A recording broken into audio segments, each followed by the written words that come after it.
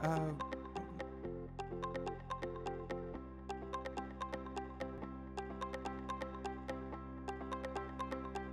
not at all. Let's do it. Broadcasting live. It's America's longest running talk show on computers. It's Computer America, bringing you the biggest names in technology with guest interviews, new products, and your emails. Listen live at computeramerica.com on any device around the world. Email the show at live@computeramerica.com or find us on social media.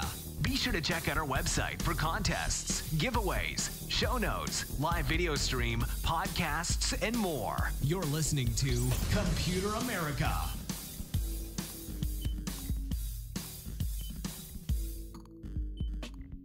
Hello and welcome into the Computer America Show. We are the nation's longest running, nationally syndicated radio talk show on computers and technology.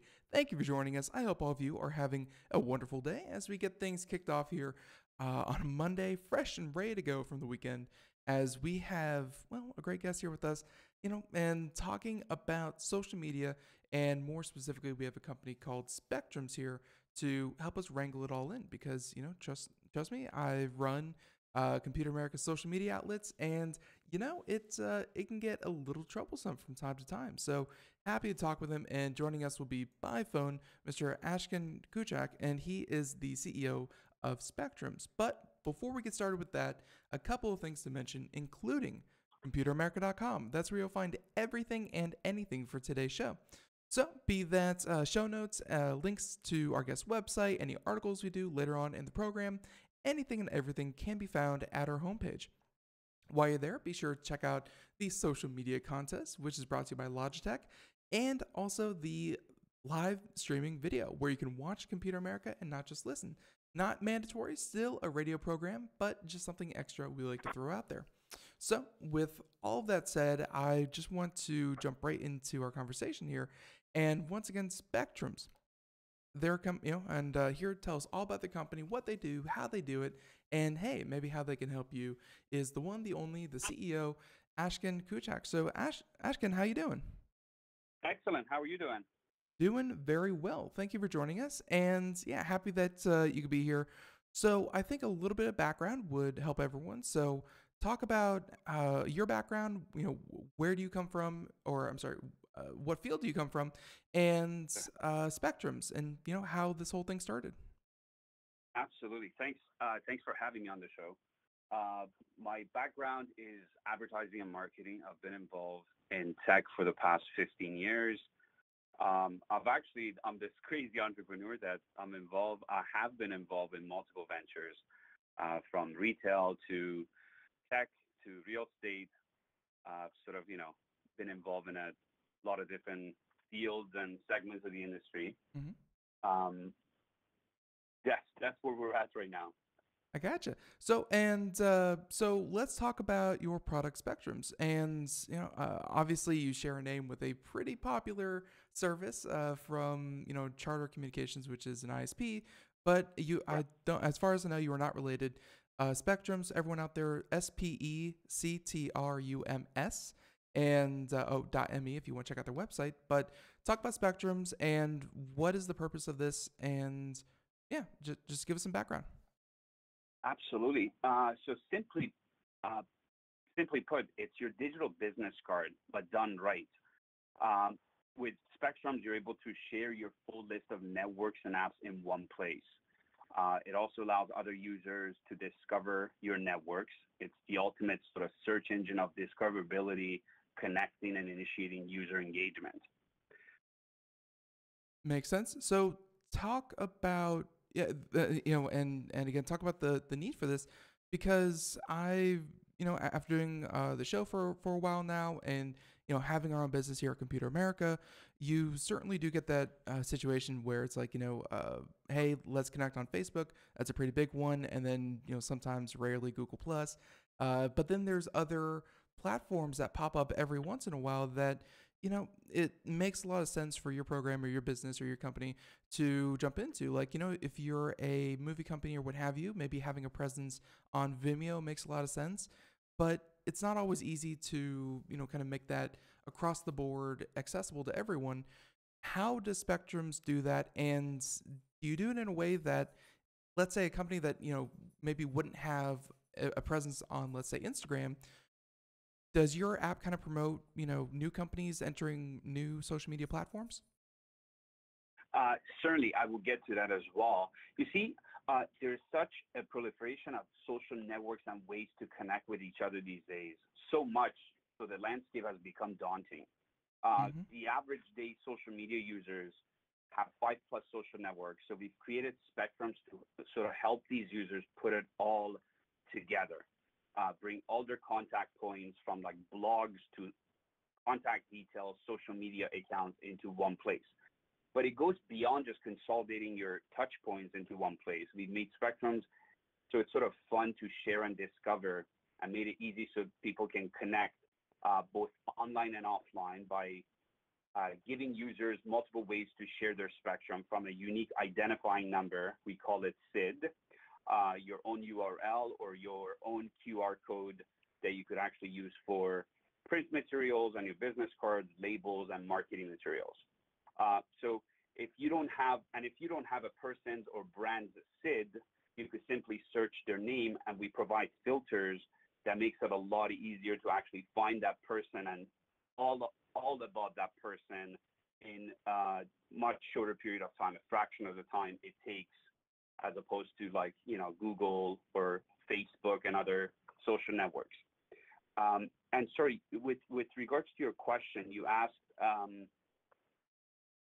something about. Yeah, and my question was, I mean, this may actually be rolled into, kind of what's the response been for your app, because I can see where if you try to, if you did something like this and you made it super simple to, open your brand to more social media platforms, what's the response been to the app, and do you find companies actually, branching out and getting a larger social media presence because it is easier to connect to their audience? Absolutely. So the thing is, you see, we've taken the very simple approach, and we've integrated numbers into our platform. Why numbers? Because we're surrounded by numbers. Everything around us, from time to date to our age and height, and anything and everything is measured by a number. So we allocate numbers to users and brands that they can actually use it as an anchor to consolidate their entire online footprints. And whether it's an individual, influencer, or a brand, now they can share everything about them by just sharing that number. And as with regards to your questions of influencers, one of our strategies was actually we decided, instead of putting marketing budget towards like Facebook algorithms, which is getting expensive and it's hard to really reach the audience you're after, for us to go after the influencers, because it's a constant challenge for them to share and connect with their audience in multiple platforms. They're constantly showcasing multiple icons and logos and URLs. So as soon as we actually reach out to these influencers and brands, they get it. They understand the simplicity, and their response has been unbelievable. So these individuals are now sharing, 10+ identities online with a simple number. Makes perfect sense. Let's talk about the creation of this app, because one of the hardest parts of this, of course, is to make something that works with a dozen, 20, 30 different services. That's not an easy thing to do. Like, essentially, you're taking the complicated part and rolling it behind your own, behind the screens, behind the curtain kind of deal, so people just deal with your easy to use interface at Spectrums. How was the creation of this app? Was it easy? Is it ongoing? And yeah, just talk about creating Spectrums. Absolutely. So again, as I mentioned, as an entrepreneur that I was involved in multiple ventures, I came to realize that I was living in an online clutter of networks. I had multiple cell phone numbers, multiple emails, and 10+ social networks that I was active on it, just to sort of stay in touch and connect with my family, friends, and audience. So when I came to realize this. I actually spoke to my partner, and it was sort of an epiphany that we are truly looking at a major problem that it's not just us, but everyone around us is dealing with this challenge. So that was when we actually started looking more and more into it. We wanted something that was an app, but doesn't work just on a desktop format as well. That could be taken both online and offline. We started talking about how it would look. We found awesome developers. We sort of cut the fat out of this long process, and the product that we have today, it's based on a long process of tailoring it to right. No, you really tailored it to people who need to share a lot of information, do so quickly. To individuals and brands. Right. Right. Yeah. And I've run into this myself where I have a business card, I hand it out, but in a lot of cases I have to scribble on the back, this is where you really want to reach me out, be it Facebook, Twitter, Skype, whatever, and doing that time and time and time again, it gets tedious, and it's, in a lot of cases it just doesn't work because the information, it does get lost very, very easily. So let's talk about, you have this, you have the SID, the Spectrum ID that you give out. Let's talk about how this actually works, because I see here that, you're given a number. You said that numbers are very easy to remember. If it's a 4-digit, 5-digit number, it should be fairly simple to look that up. So if you have a SID, let's say I give that to someone who does not have Spectrums. Do I have to say, check this out on Spectrums, here's my SID, and then they're good to go? Or is there like a user directory that they can look up, like a phone book? If I give out my SID, how does that translate into giving my information to someone? Sure. Actually, you first mentioned about a number being sort of easy to remember. The thing is, nowadays, no one really remembers numbers anymore. Everyone sort of goes to their contact list. And we do have, we give consecutive numbers. So our numbers can go up to 10 digits, which is essentially your phone number. It's a 10-digit number.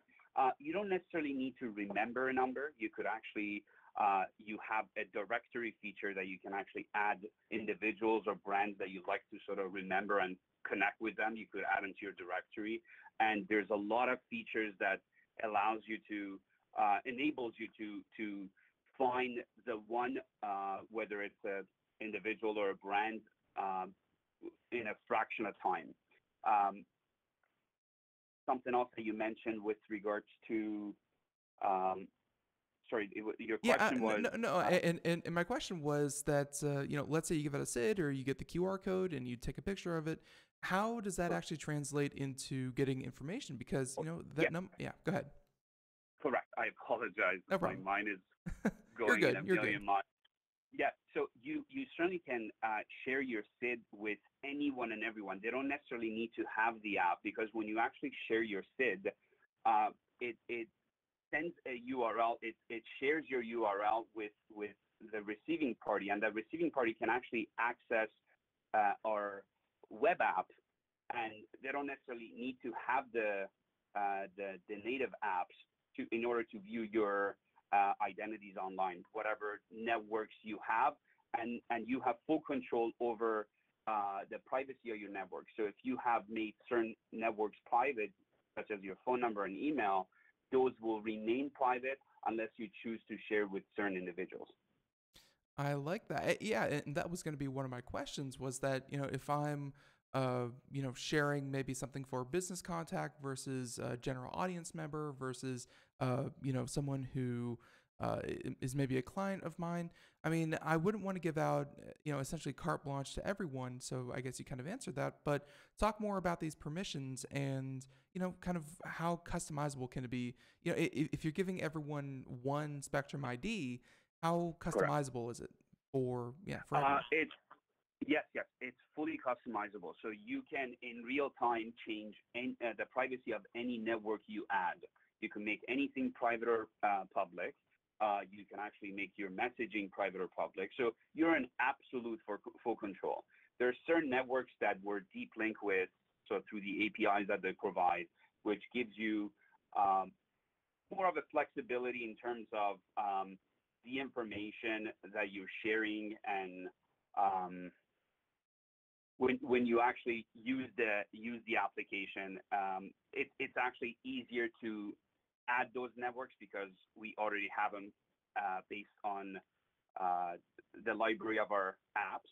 But there's no limitation as to what you can add. You could absolutely add any form of contact or any URL, and you could customize the logo or the icon for it by click of a button.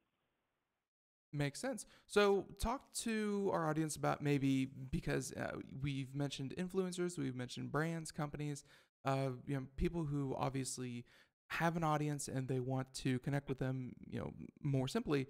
This works great. But talk about the individual. Do you see this as something that maybe, the everyday person would be interested in? Absolutely.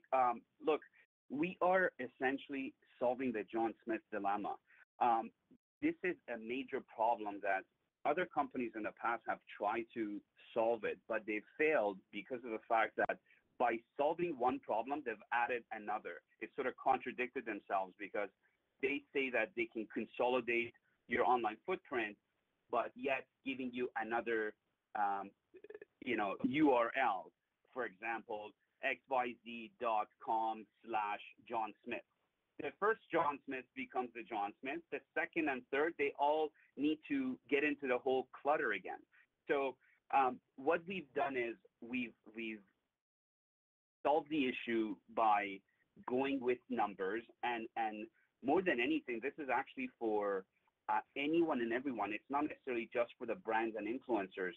An individual, whether someone in university or college that they're gonna bring together their entire online footprint, whether it's for connecting with other students at their campus, or perhaps consolidating their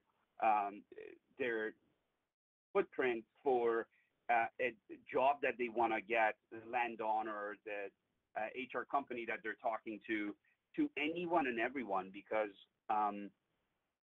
it simplifies anyone finding everything about you. It sort of it simplifies the search that's taking place online. So instead of going through multiple pages of Google to find information about myself or about you, I could find it in one link, one ID that you choose to share with me or any of your audience, and all of that information is there. They're information that about an individual that I might not even be able to find it on Google.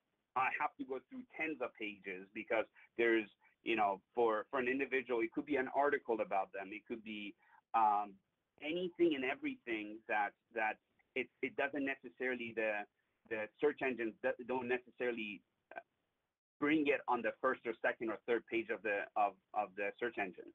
Right. And I'm sure, as most people know, if it's on a search engine and you're on the second page, you might as well be invisible, because that's, super hard to do. But, and this makes it seem like you're really almost designing, well, not really designing, but you're giving people the ability to create a very simple website. And I mean that in like a distilled term, because it's not exactly you're sending people to a particular website, but you're serving the function of a website. Because, here at Computer America, like, taking ourselves, for example, we're on social media. That's how we interact with a lot of our audience.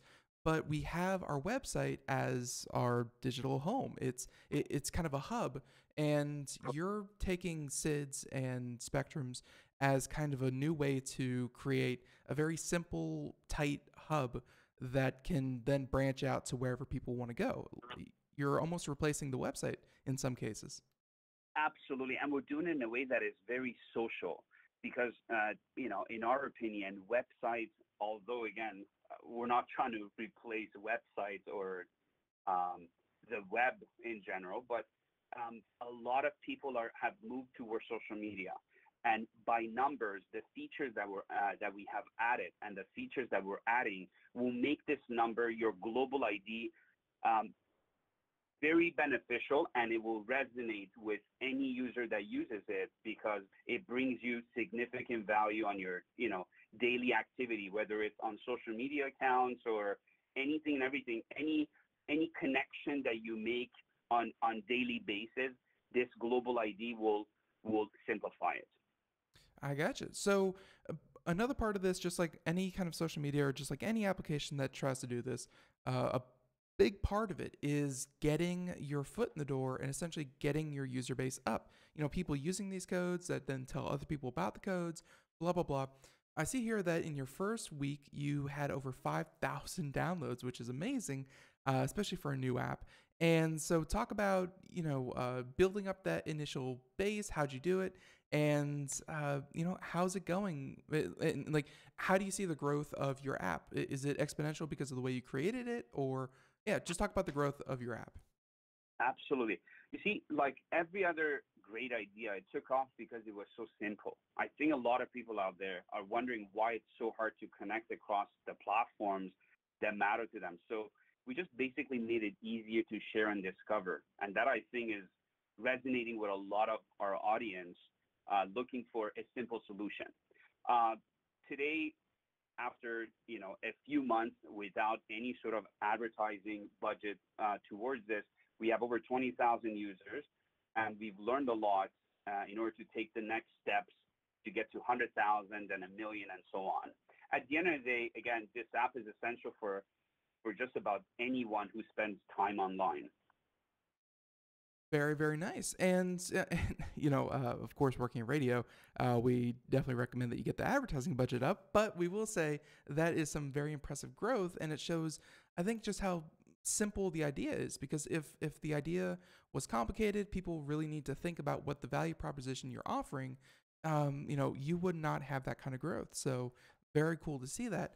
Let's talk about, any kind of other additions you want to make to your app, because right now you have Sid that you can, link to all your, any links that you want to link to.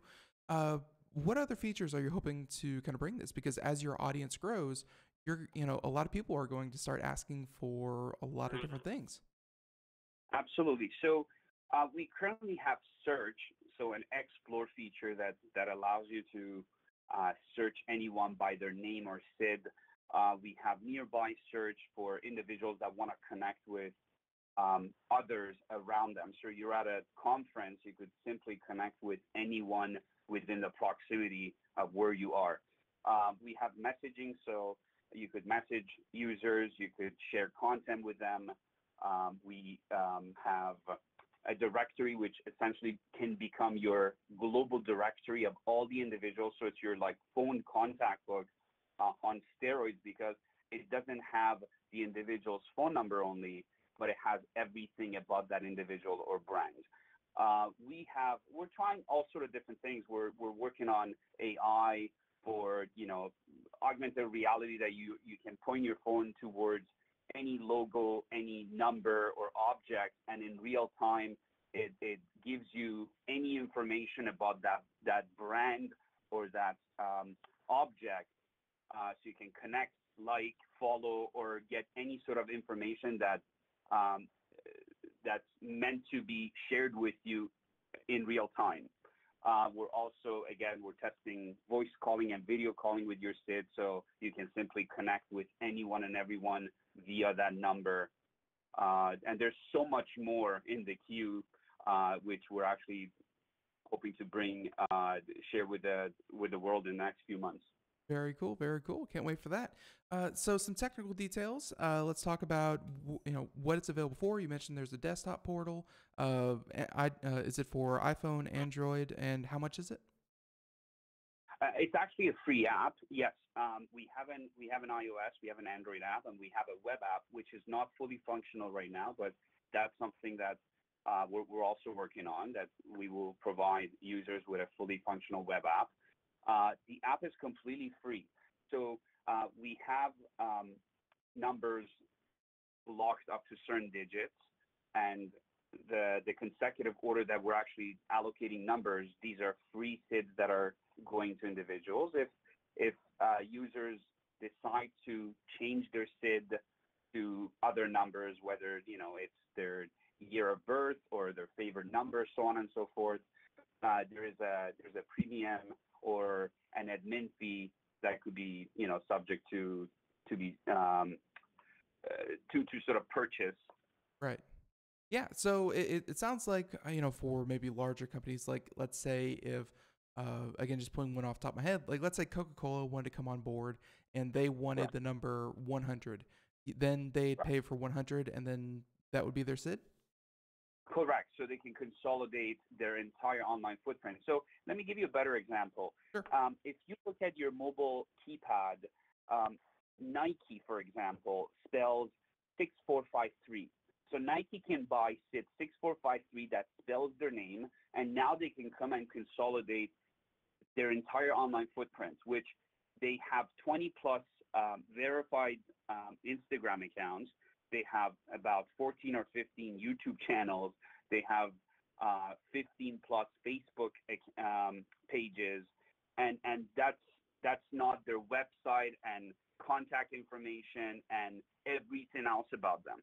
So now they can come actually consolidate everything into 6453, and we can, based on the location of the user accessing 6453, we could drive the audience and the user to the right Nike social media account or contact information, anything and everything that Nike wants to be showcased. So for instance, if I'm contacting Nike from Toronto, Canada, we will showcase Nike Canada above all the other identities that are there. That's very cool. I definitely like that one.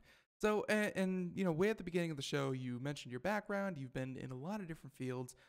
Tech, as far as it goes, I mean, I won't lie, technology is going through a boom right now where a lot of investors are looking to, find the next great startup. And obviously this, you have a very unique one.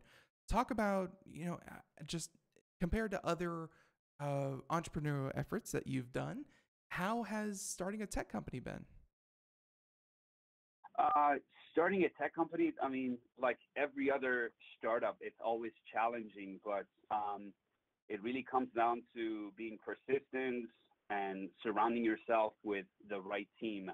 Because you could have the greatest idea, if you don't have a right team to execute properly, you don't really move forward with anything. You don't accomplish your goals, and that's where it's taken us some time to actually get to the team that we have today. Adapt to our users' sort of feedback, and sort of we're definitely on the right track to do big things. That's what I like to hear, for sure. So if people want to download, where they go, and is it just Spectrums, or how do people download? Yes, you can simply go to our website, so www.spectrums.me.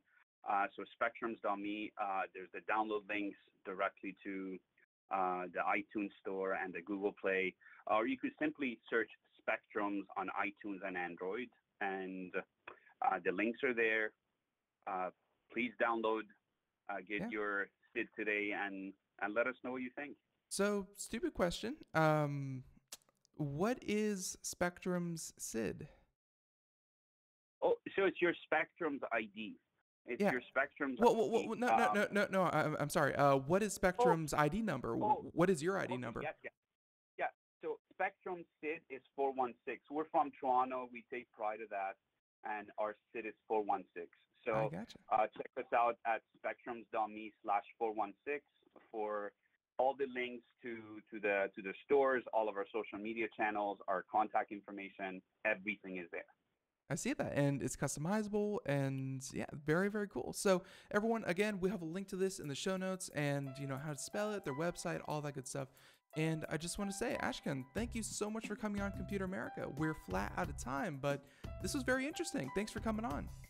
Pleasure. Thanks for having me. Thank you so much. Our pleasure. And have a great day. Thank you so much. Bye-bye. Thanks. All right, so there you go, everyone. And yeah, Spectrums, check that out in the show notes. And in the meantime, when we come back, computer and technology news brought to you by Firejack and Security. Everyone, stay tuned. We are all Brother Wolf.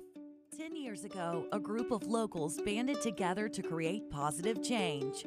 We took animals into our homes, held adoption events at local retailers, and talked to the community about our mission to help build a no-kill Asheville. A decade later, we have achieved so many victories for animals in need. There's been so much progress, yet there's still so much to do. As part of our year-long celebration, we encourage you to become a member of our special Compassionate Circle program. With a monthly donation of $10 or more, you will have behind-the-scenes access to the work we are doing at Brother Wolf. Our goal is to reach 1,000 members because we receive no government funding.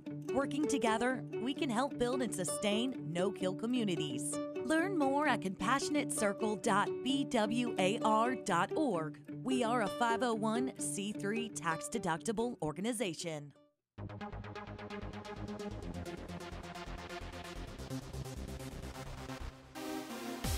And welcome back to the Computer America Show. It is 31 minutes past the hour, just wrapping up with our guest Spectrums.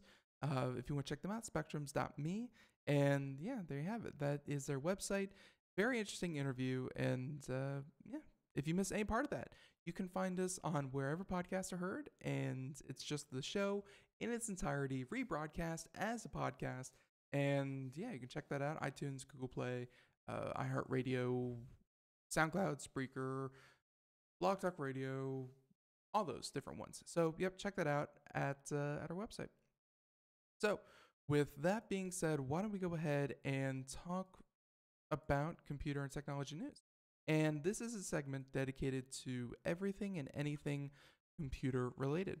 So we have a couple of different stories, and I think we're just going to jump into this. So here we go. Computer and technology news brought to you by Firejack and Security. Here we go.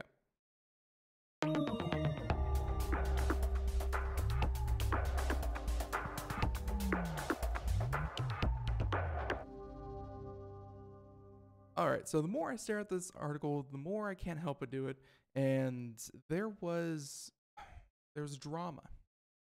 It happened in real life, played out on international news, and it was surrounding this gentleman called Kim.com. Yes, a gentleman who legally changed his last name to .com. And yeah, you can definitely check that out. And actually, I just checked out for the first time. Yes, Kim.com actually is his website. Anyways, so they're saying that there's another part of this, and he was found, I think, innocent. Like, essentially, if you don't recall, he lived in New Zealand. He ran Mega Upload, I believe, was the website that he started, used in a lot of cases for illegal copyright infringement, where people would upload large files onto Mega Upload, where then other people would be able to download them with a simple link. And it took off. It was one of the most popular, if not the most popular ways to download media that they weren't supposed to. And yeah, he got in trouble for it, or at least authorities essentially sent a SWAT team in, took all of his stuff, took his house, took his yachts, took his monies, froze his bank accounts, and extradited him to, I believe, the United States, where a lot of those copyright claims were being charged against him. And again, he always maintained his innocence because he never actually uploaded any of these files. It was simply people using his service, and his service admittedly probably turned a blind eye to it, but he never actually broke the law by, essentially illegally uploading data. So instead, they tried to get him on trumped up charges, ruined his life for a couple years, and now we have the next part of the saga, where This according to Engadget. And Ms. Swampna Krishna saying that Kim.com, the founder of the file-sharing site Mega Upload, is suing the New Zealand government because all this happened in New Zealand. He lived in New Zealand, and New Zealand acting in partner with the United States and I think Australia as well. Yeah, pretty much, again, upended his life. Kim.com is suing them for $6.8 billion with a B dollars. I don't even know how much money New Zealand makes in a year, but 6.8 is going to be a pretty big blip on the radar. So, according to legal documents provided by the BBC, the claim covers the destruction of his business, loss of reputation, lost business opportunities, legal costs, and lost opportunities on the home he was renting. And not to downplay it, but he was, he did say that, he didn't even say. He was worth a lot of money. He had yachts. He had mansions in New Zealand. He was worth a lot of money. There's no question about that. The question now is, does this actually hold any weight, and should the government be held responsible for what Kim.com has lost? And so .com has certainly lost quite a bit, where Mega Upload would be worth about $10 billion if it were still operating today. By the way, Mega Upload shut down, although about 2 months after they came back up online under the moniker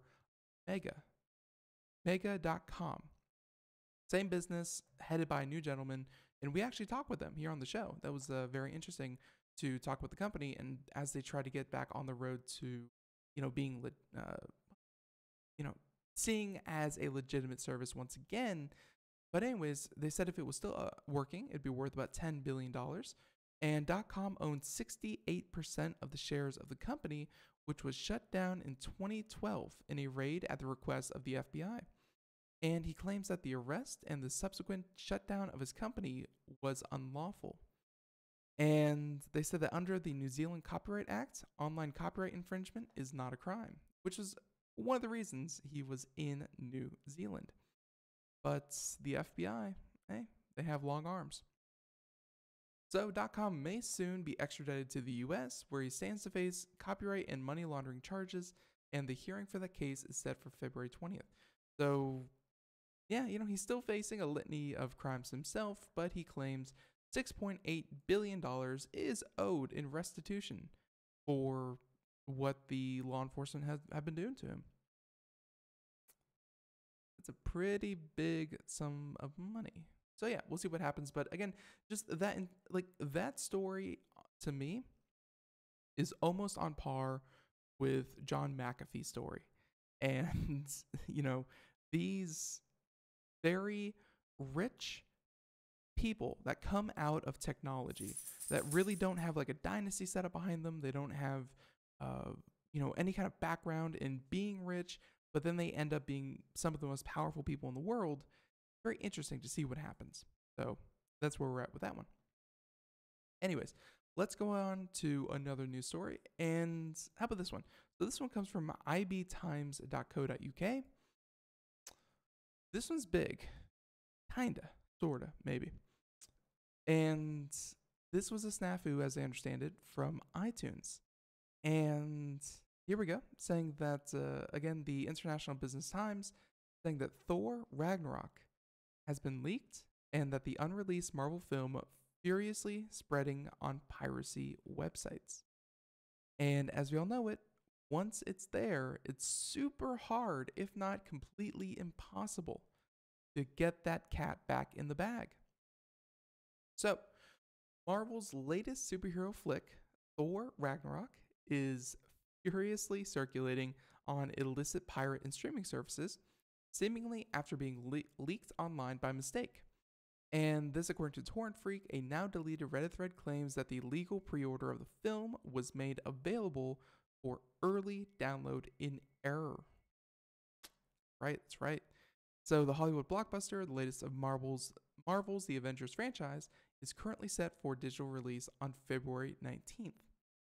And yeah, so here we are. And again, this happened just like a day or two ago. But yeah, a month before it was supposed to, it has been released for early download. And again, a snafu through iTunes, if you didn't catch that. So they said that the person who leaked it said that they pre-ordered Thor Ragnarok on Vudu yesterday, and it links it to his iTunes as well.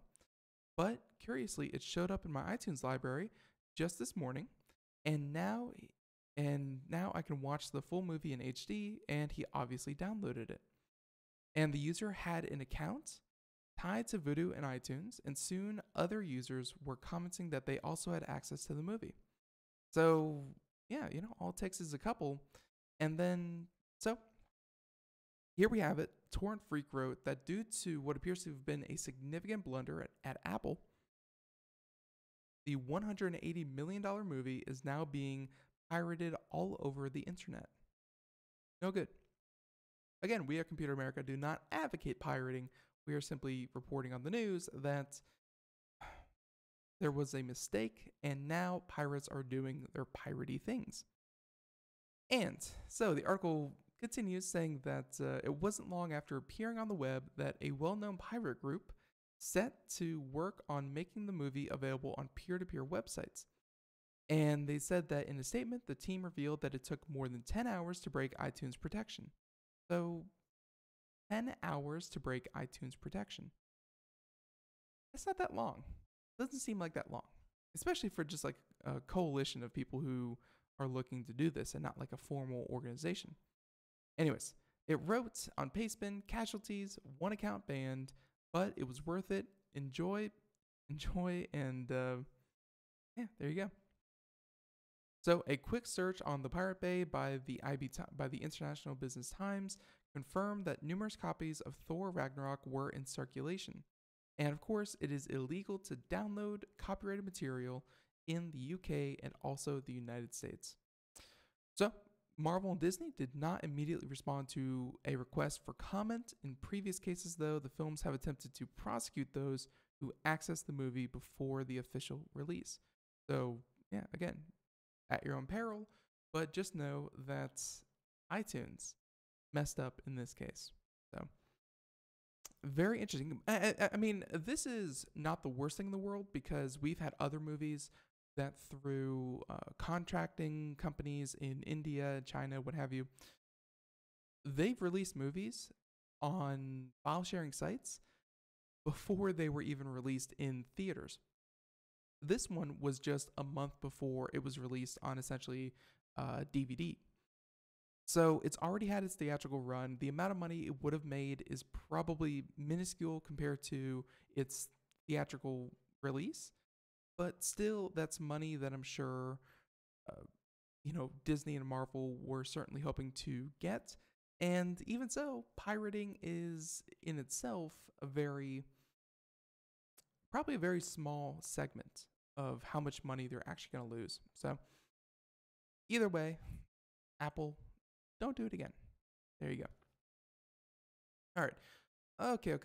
How about there's a boom happening kind of right now. I think we're on the downslope of it, honestly. Again, don't take financial advice from Computer America, but I will say that Reuters is reporting on the story about ICOs, initial coin offerings. And we've had a number of companies come on the show here talking about their initial coin offerings. It's a pretty popular thing to start a new coin, offer a big chunk of them, usually 25 or 30% of your entire coin stash, and offer it to initial investors who are looking to get in early, get in cheap, and then hopefully make a lot of money. So you have these coins that pop up out of nowhere, and they do their ICO, and just speculators hoping that maybe they'll strike it rich with the next Bitcoin, where if they buy into a coin for pennies a coin, let's say 2 cents a coin or even less, if they buy 10,000 of those, then they're hoping a year, 6 months, 3 months down the road, something short term, they're going to boom and they're going to go to, I don't know, 5, 10, 15, 1,000, 10,000, $20,000, whatever these coins may go to. They're hoping by getting in early and cheap, they're making a very solid investment. So we're seeing people take pretty low, what would be pretty low transactions, but then we're seeing millions of people do it, people buying millions of coin. And now we have the stat here from Reuters, saying that more than 10% of $3.7 billion raised in initial coin offerings has been stolen. That's right. So more than 10%, so $370 million has been stolen by hackers. Makes it a very attractive target. So more than 10% of the funds raised through initial coin offerings are lost or stolen in hacker attacks. And that's by new research by Ernst & Young that delves into the risk of investing in cryptocurrency projects online. So let's see, the professional services firm analyzed more than 372 ICOs in which the new digital currencies are distributed to buyers and found that roughly $400 million, wow, of the total $3.7 billion raised has been stolen, and that phishing, that's right, simple phishing attacks was the most widely used hacking technique for ICOs, where they stole up to $1.5 million in ICOs per month. And phishing attacks can be anything from getting your private wallet key to sending it to the wrong wallet to malware that would replace your copy and paste, simple things like that. That is by far the most popular. And they said that less than 25% of ICOs reached their target in November compared to 90% in June. So the volume of ICOs has slowed. So people are not as super interested as they were middle of last year as they are currently. So the study comes amid a cryptocurrency investing craze with young companies raising hundreds of millions of dollars online to fund their project with often little more than a handful of employees and a business plan outlined in a so-called white paper. I've read many a white paper, and some of these companies, they copy and paste other people's white paper and then simply change the names and change a couple of key elements. And yeah, ICOs, they're a whole different ballgame. So the ICO companies typically raise money to build new technology platforms or to fund businesses that use cryptocurrencies and the software that underpins them.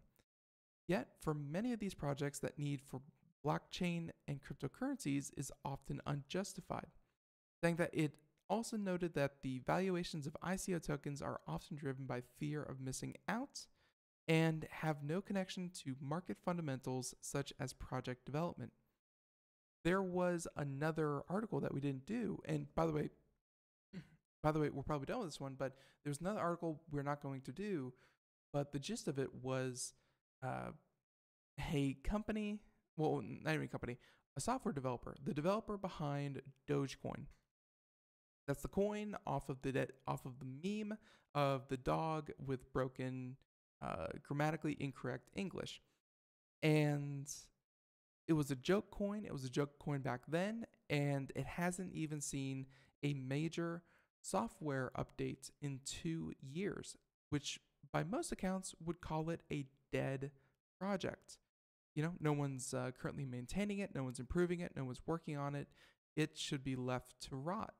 Instead, we're seeing Dogecoin, which admittedly was one of the earlier coins out there, has a market valuation of over $1 billion. Again, no one working on it for 2 years. It's a joke. It was started as a joke and it continues to be a joke, currently worth $1 billion. That's the problem that we're running into with ICOs, where investors are, again, hitting that fear of missing out moment instead of actually checking to see if the technology behind it is worth investing in. When you go to a bank and they say, I want to open up a restaurant, they don't say, oh, wow, a restaurant. I love those things. Here, go ahead, go start one. No, they do some very serious vetting and they see if you have experience. They see if you have a good idea, a good location, important factors.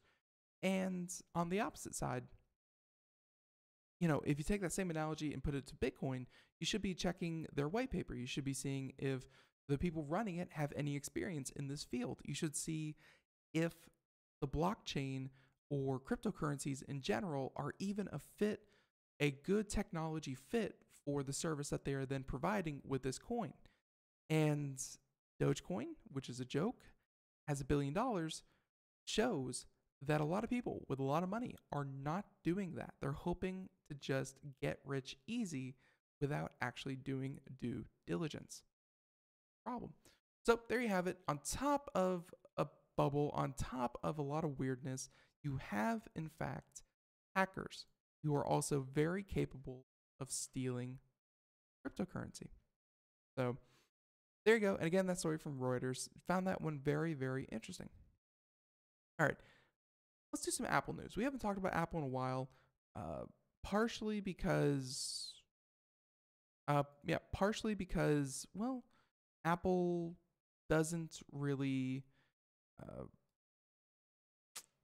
they haven't been having a lot of good news lately.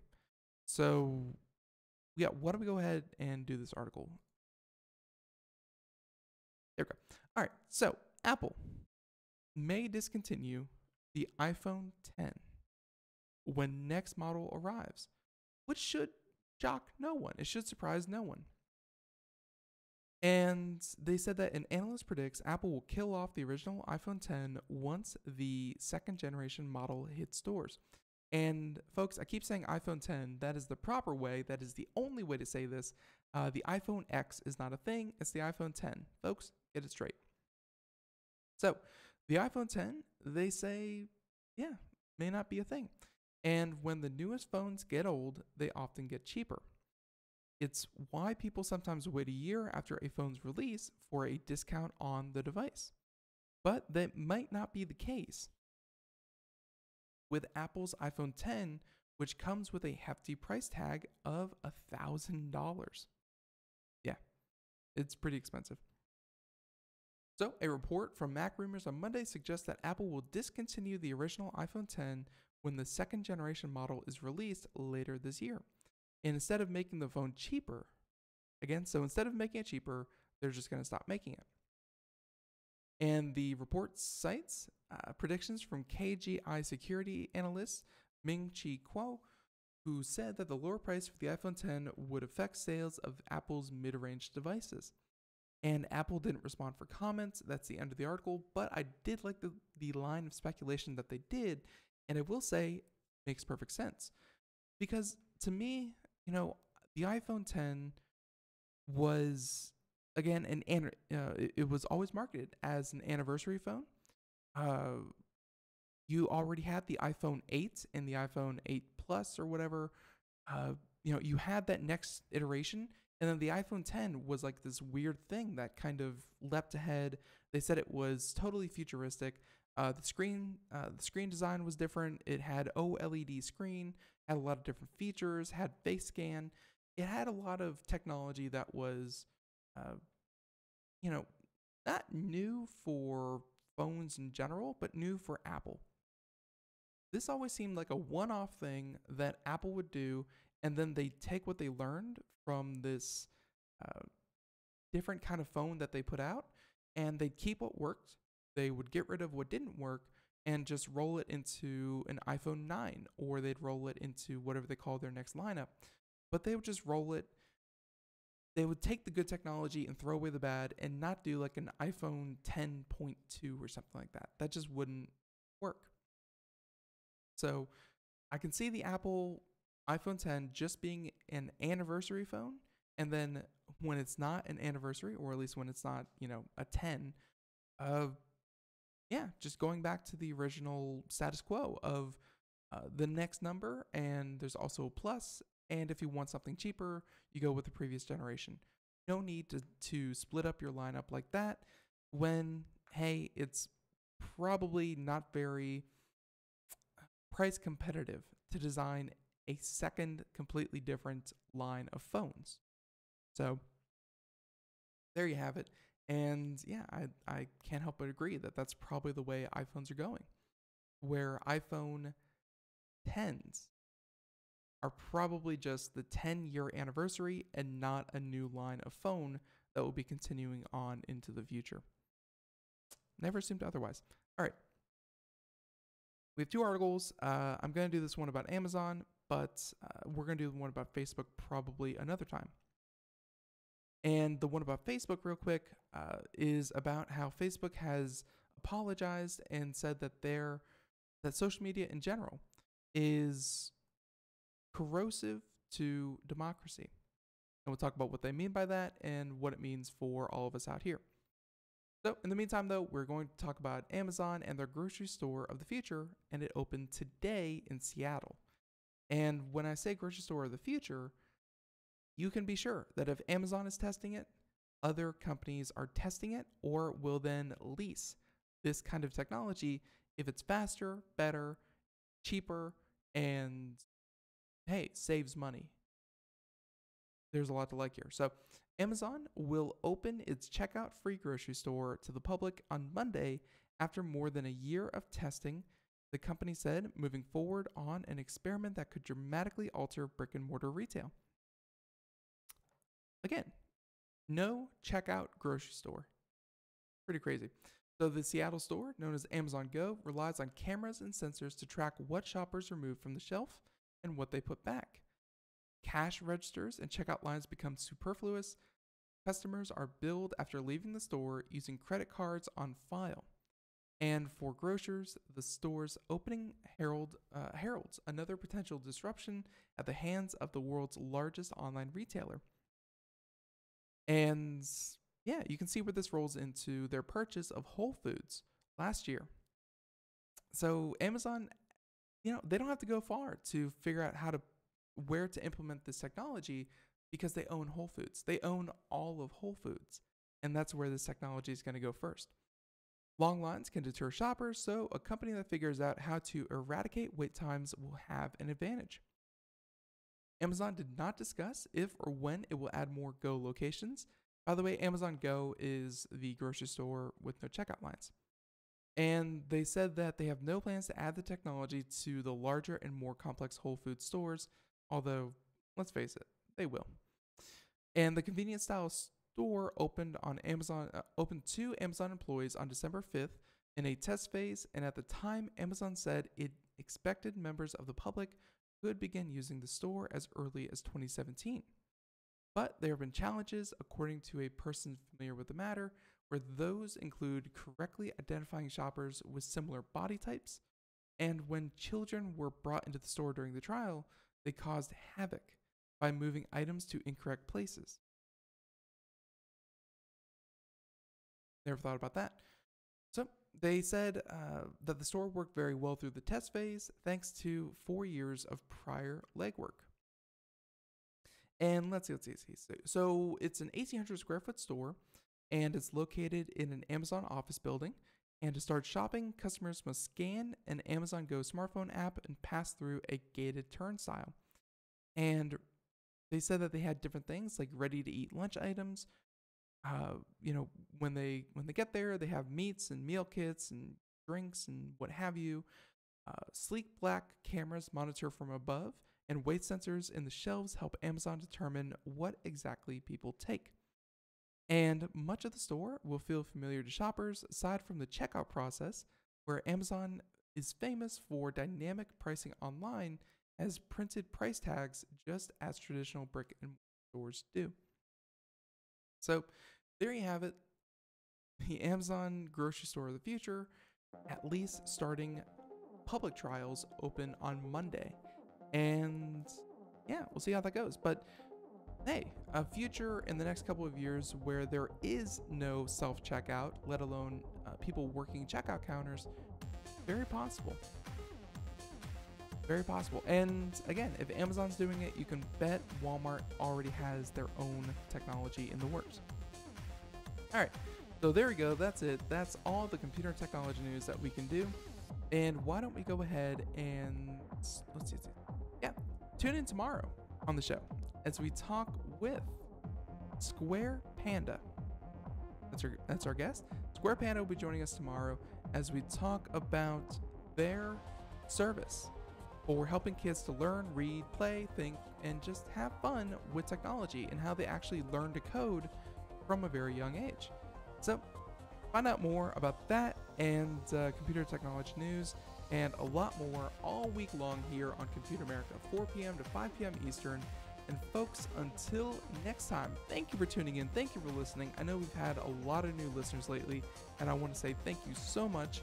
Everyone, catch you tomorrow. Have a good one. Bye-bye.